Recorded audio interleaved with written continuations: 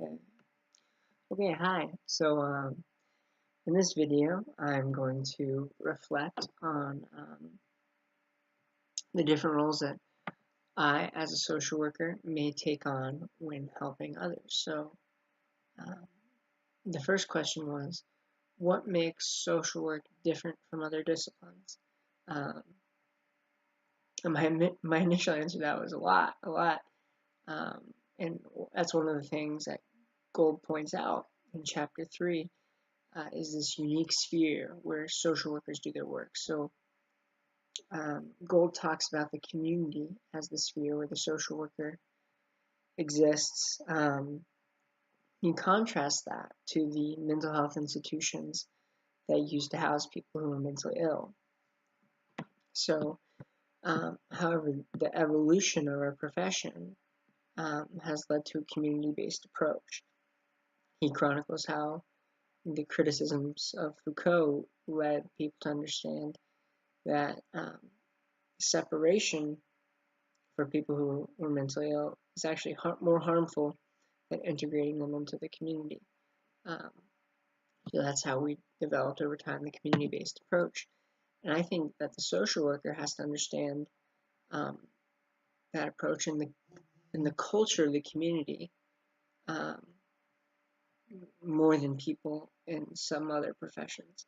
Um, like an accountant can do their work in any community, really. I mean, there are still some factors of the community that influence an accountant's work, but for a social worker, the environment a person lives is the main focus. So we are focused on the person and their environment, and getting to know how to help that person necessitates that we understand um, their social environment. So I find that many social workers I know, they know their neighborhoods inside and out, and this um, is exactly what Gold was talking about how the social worker must be in touch with the community where they work. They must understand the strengths and the weaknesses of the environment where they work. For example, when I worked with a community organization in Over the Rhine, I found it really helpful to look up and get to know about the other resources for people in the neighborhood. Um, that way I could help point people in the right direction if they needed a service that we can provide. So that informal networking of organizations is super important to creating a community culture um, that seeks to serve each other. So this leads into the second question that was asked, talked about how social workers interface with others in ways that are different than other professions. So we, as I said, are mainly interested in the person and their environment. So the nurse or doctor is looking mostly at the physical side of that person, their biology. But we have to look at the broader picture, that their biology or the physical side of them being a part of that. But we also have to focus on how the environment influences them. So some of the roles social workers could perform involve providing biopsychosocial assessments that help to better integrate the clients into their community. The social worker can also take on the role of helping with the person and their mental health, while other health professionals, like a doctor or nurse, would focus primarily on physical health issues.